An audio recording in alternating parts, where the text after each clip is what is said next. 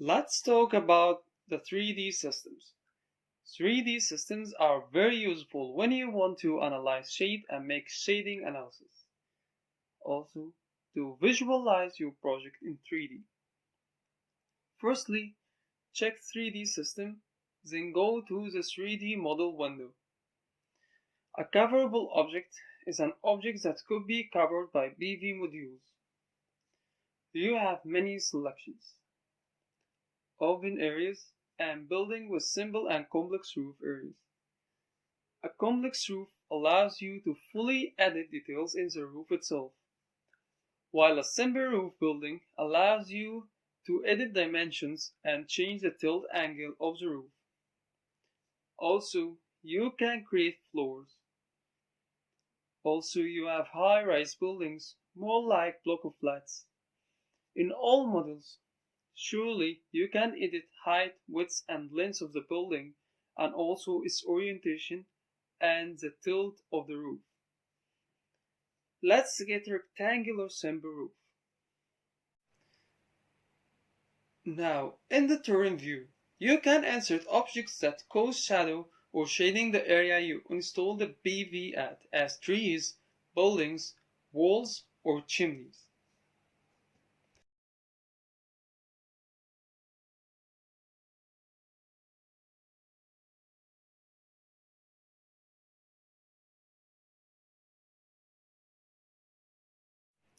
Also, if there are mountains or any other types of objects, we can draw it as we learned before, or through solar atlas in the horizon or solar bus graphs. You have to at least have one coverable object. You can create an object as open areas, then select coverable objects. Now you can add PV modules to it. To add an object, select it, then drag the object to the view. Let's add a tree and a chimney here. Use the mouse wheel to zoom in and out. Then right-click and edit both of them. Transmittance is how much as a percentage of the sun rays the tree allows to pass, as it absorbs some of the light.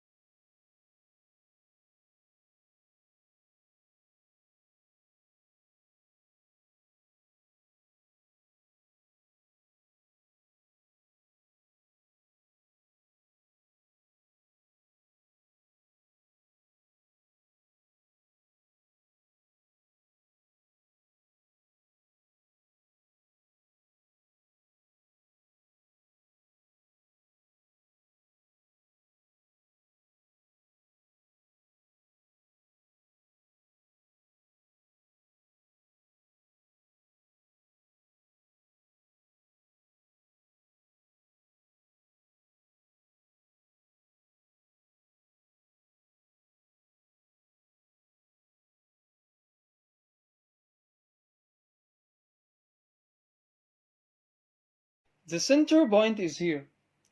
We can also enter relative distances, and those are the x and y directions. We can see we move a distance from the house or the roof. We also can edit the chimney dimensions. We can change textures also. It's not recommended to deactivate collisions. It will cause many errors in the simulation. We can switch between different views or click the mouse wheel to rotate around the view. Object view allows us to see the coverable objects and edit their details also. We can add a chimney here.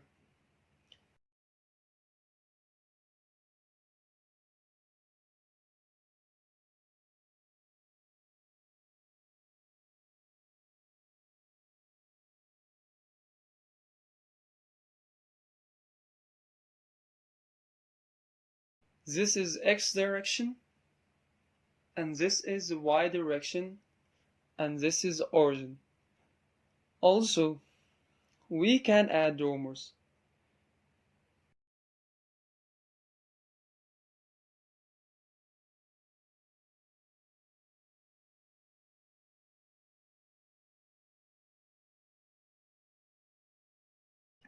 Projecting roofs, as we can see here, or windows too. Restricted areas, as we talked about before, they are areas not containing any PV modules. Now, we have two options to define PV arrays or define PV modules. Module coverage or module mount. Module coverage used for roofs only or surfaces, and module mount is installed or used to install PV modules in open areas using mounts or chassis. We can edit the building details now. This is the length, the width, the height, the roof tilt angle, and the orientation.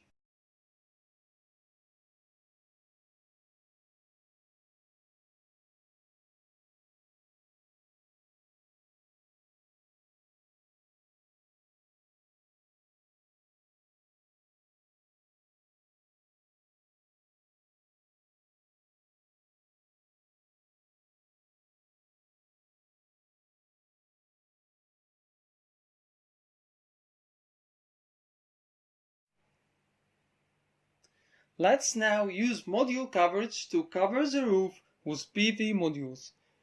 Firstly, add module. You can see the information about the modules here. The maximum power point current and the maximum power point voltage, or voltage and current at the peak power at STC, and the dimensions of the panels also. We can select either to install the panels horizontally or vertically.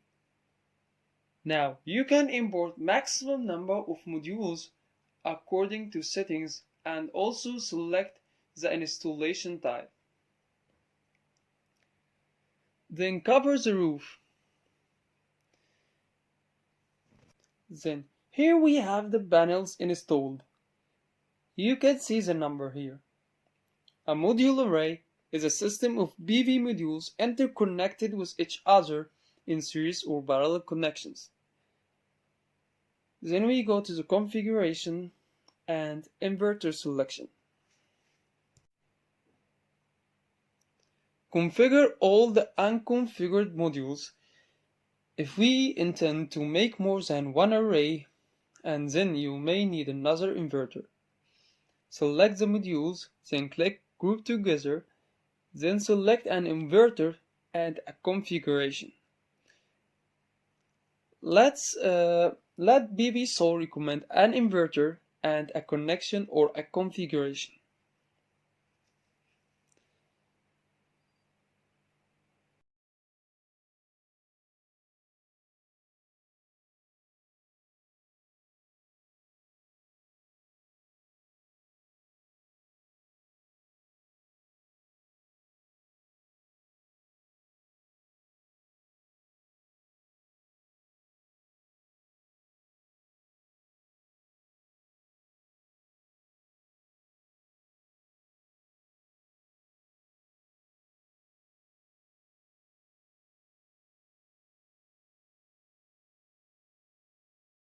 The number or the code inside the rectangular shapes or the modules represents the inverter, the MPP channel, the string, and the number of modules in the string.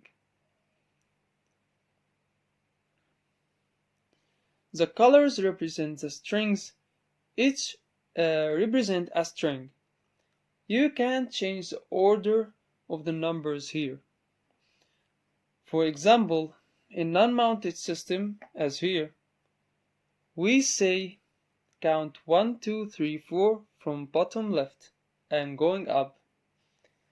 In order to change the configuration or to make the configuration takes place, you should reselect the inverter.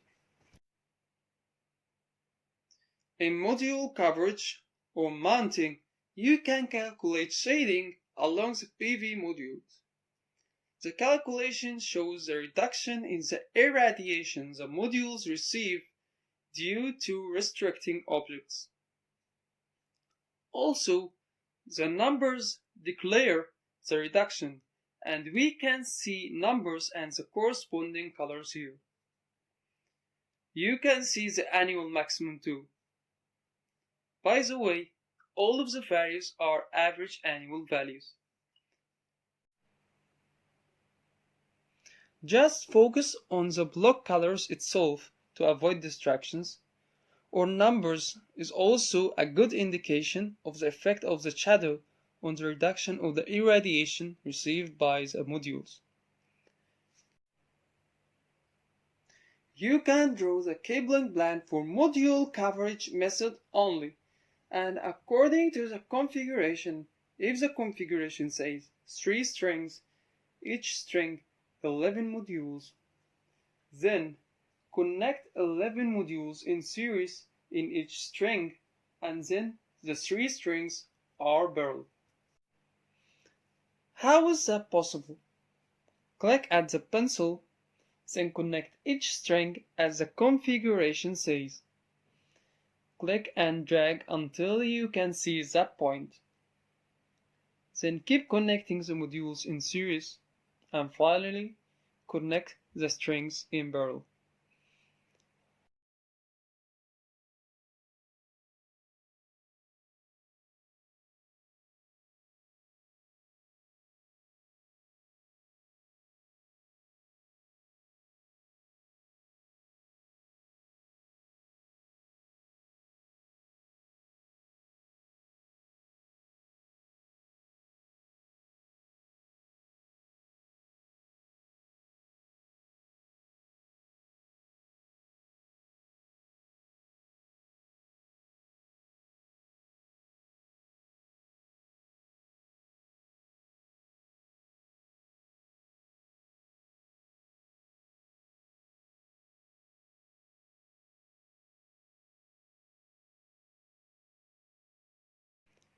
A bundle is only a mechanical feature to group cables together. A grommet represents the path into the inverter, and it's only a mechanical feature too. A generator junction box, or GJB, or a combiner box is used in the systems with strings more than 3 strings. It combines the strings and includes protection too. It connects the strings in parallel and has a common output. It's only used for a system of many strings and inverters to make it a cost-effective system. If the inverter channels accept 2 strings at maximum and you have 2 strings connected in parallel to form your array, you can connect the strings directly to the MPB channels of the inverter, and you can find a circuit breaker too and fuses there. Coupling boxes connect multiple outputs from many combiner boxes together to simplify the system and reduce its complexity and cost. You have also T-plugs that join 2 positive or negative terminals together. Now you can right-click, drop a grommet, then connect the strings to it. Right-click to add a string, and click Cable with grommet. Now your connection is ready.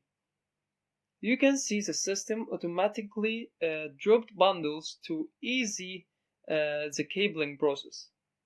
Or you can click Cable automatically to make it more easier. Don't try to use combiner box until you have more than 3 strings.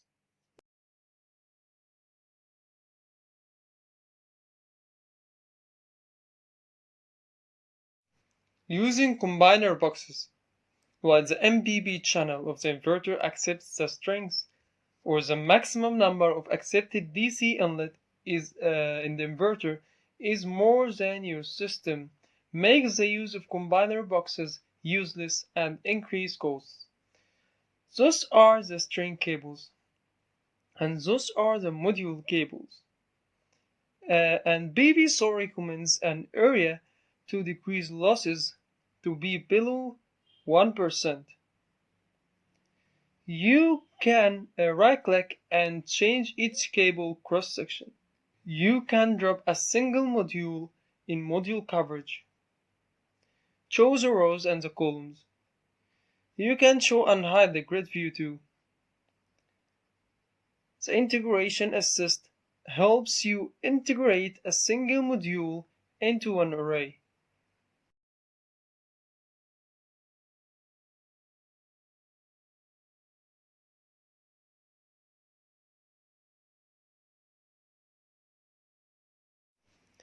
Another thing you can add is a maintenance path for workers or robots to clear and make maintenance for the BV array. After we click exit, the software calculates all the parameters and shading too.